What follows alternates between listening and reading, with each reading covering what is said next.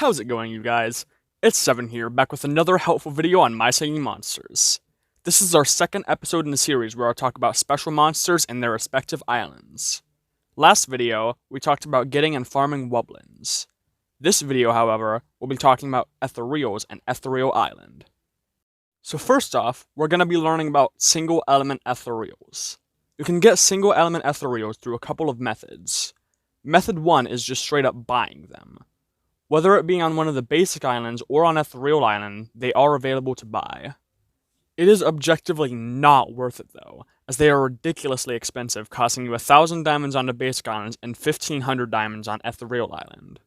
But the other way you can obtain some that the game doesn't really make too obvious is breeding them. You can breed them on basic islands by breeding a triple element monster with a quadruple element monster. The best way to breed a Gazdan Plant Island is breeding the Entbrat with T-Rox. The reason for this is because if you happen to fail, which will very likely happen a lot, the T-Rox has the lowest breeding and incubation time of any other triple element monster on Plant Island at just 8 hours by default. For breeding the Grumpire on Cold Island, every triple element monster has the same breeding and incubation time, but if you want to be a penny pincher, you can breed the Deej with the Kongol, Sponge, or the Thumpies, since they all sell for 18,750 coins, while if you fail while breeding the Deej with the Bogart will sell for just 16,000 coins. It's really not too much of a difference if you're even somewhat far into the game, but I figured I'd just throw that in there for all the little penny pinchers, people like me. For breeding the Rebro on Air Island, the ideal method would be breeding the Riff with the T-Rox. This is because of the same reason we use the T-Rox to breed the Gazdan Plant Island. It has the lowest breeding and incubation time of any other triple element monster on that island. The ideal way to breed the Geode on Water Island would be to breed the Shellbeat with either the Sponge, the Scups, or the Reedling. This is for the same reason we breed the Deej with the Congo, Sponge, or the Thumpies. The Sponge, Scups, and Reedling all sell for 18,750 coins, while the Pummel sells for 16,000 coins. It's about the same thing with the Humbug on Earth Island too, where you'd want to breed the Quarter with either the Thumpies, a Pom-Pom, or a Reedling, since they all sell for 18,750 coins, and the Clambo sells for just 16,000 coins. A little fun fact about Ethereals is that they're actually a very useful little coin farm. They produce just a little more coins than the quad element monsters like the Entbrat do. So you've got all of the Ethereals on all of the basic islands, but how do you get them on Ethereal Island? Well, if you click on one of your Ethereals, you may notice a button titled Teleport. What you need to do is feed your Ethereal monster to level 15, and then use that Teleport button to teleport it to Ethereal Island. No matter which Ethereal you send off, by default it's going to take you a full 10-hour long wait to finally be able to hatch the egg. You need to get every single element Ethereal teleported to the island, and then you're ready to move on to getting double element Ethereals. For this segment of the video, we'll be going over how to get every double element Ethereal. The Wisp can be obtained by breeding the Gazdan Grumpire, the Nebulob can be obtained by breeding the Gazdan Rebro, the Sox can be obtained by breeding the Gazd with the Geode, the Jelbilly can be obtained by breeding the Gazd and the Humbug, the Araculele can be obtained by breeding the Grumpire and the Rebro, the Boodoo can be obtained by breeding Grumpire and a Geode. The Kazillion can be obtained by breeding the Grumpire and the Humbug. The Bellowfish can be bred by breeding the Rebro and Geode together. The Dragong is bred by breeding the Rebro and Humbug, and the Fungprey requires the Geode and Humbug to be bred together. There are also a couple of special monsters you can get. The Wubox, the Rare Wubox, the Monculus, the Rare Monculus, and all of the Dipsters. The Wubox is obtained by buying it for 150,000 shards on the market, getting every common Ethereal excluding the Monculus, and then boxing them all into it. 150,000 shards is a lot, so I would heavily recommend watching my shard grinding video if you need some quick shards. The Rare Wubox can be found in the Star Shop for 1 star power year-round, and can be powered up by boxing every rare Ethereal excluding the Rare Monculus into it. If you need star power, I would recommend watching my video on grinding star power. The 1 star power is super duper cheap. The Monculus is a seasonal monster only obtained during certain times of the year, and it can be bought in the shop for 225 diamonds, or it can be bred by breeding the Nebulob and Geode together. The Rare Monculus can be bought for 500 diamonds, or you can get it by getting super lucky while using the formula for breeding the common Monculus. All of the dipsters can be bought in the market year-round for 7 keys a dipster, though it would be very beneficial to wait for a sale, because typically on sales, they go down to 1 key a dipster, which is a much better price. If you want to get some keys for these though, you should go ahead and watch my video on key grinding for some helpful methods to get keys. To obtain the other rare ethereals, you just have to get lucky by using the formula of breeding the common version of whatever rare ethereal you're trying to get during the times it happens to be available. Getting epic ethereals is a different story though. Let me break it down for you.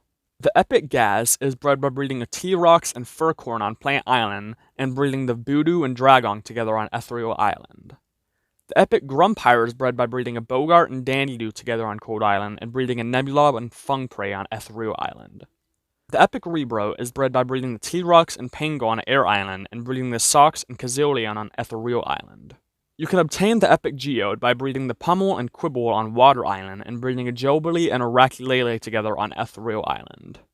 The epic Humbug can be bred by breeding the Clamble and Cybop on Earth Island and breeding the Wisp and Bellowfish on Ethereal Island. You can breed the epic Wisp by breeding the Nebulob and Kazillion together. You can breed an epic Voodoo by breeding the Kazillion and Bellowfish together. An epic Bellowfish is obtained by breeding a Wisp and a Dragong. The epic Sox is obtained by breeding the Jobili and Bellowfish, and the epic Jobili is bred by breeding the Rakulele and Fungprey together. So we know how to get every ethereal now, but now that we've completed the song, what do we even do? Well, ethereals are great for shard farming. I talked about this in my shard grinding video as well, but I'll reiterate here. What ethereal you farm really depends on how good your castle is. If you have a small to medium-sized castle and you're trying to be most efficient on beds, spamming Rebros, Geodes, and Humbugs is the way to go. They only take up 5 beds, and they all have a maximum shard cap of 200 shards at level 10. However, if you want to go really advanced, you can get as many rare Wubboxes as you can, as they only take up 1 bed and have a shard cap of 429 shards at level 10. The Monculus could be a little easier to get than the rare Wubbox though, even though it is a seasonal monster. The Monculus also only takes up 1 bed, and it produces 264 shards at level 10. I'll put up a chart here to show all the shard per bed rates. A fun little bonus tip too, when you've reached your maximum amount of beds, you can start placing some dipsters to grab yourself some extra shards, since they don't take up any beds whatsoever. If you have a really great castle though, and you don't have to be concerned about beds, you can spam Wisps, Nebulobs, Soxes, and Voodoos. They are the highest earning ethereals on the island, having a maximum of 256 shards at level 10, so if you want to be efficient on grid squares instead of beds, these are the monsters for you. It's definitely not worth getting the rare Wubbox if you're trying to be efficient on grid squares though. It clocks in at a lousy 26.81 shards per grid square, which is pretty horrible when compared to the other monsters on this island. The Monculus, however, is very worth farming for grid squares. It actually gives you 66 shards per grid square, which is better than any other monster on this island, so be sure to farm it when you can. I'll put up a chart for the shard per square rates of every monster on this island now. It should also be noted that rare ethereals have a higher shard cap than common ethereals, and epic ethereals have a higher shard cap than rares. So when you can get rares or epics, do it. It can be so worth it. That's really about all there is to know about Ethereal Island though. There's not nearly as much ground to cover here as there is on Wublin Island, which we talked about in the previous video. I really hope this video helped. If it did, please do leave a like to get this pushed out to other people, as I work very hard on these videos to help you guys, and I want to help as many people as I possibly can. If you want to see even more helpful videos like this, go ahead and subscribe.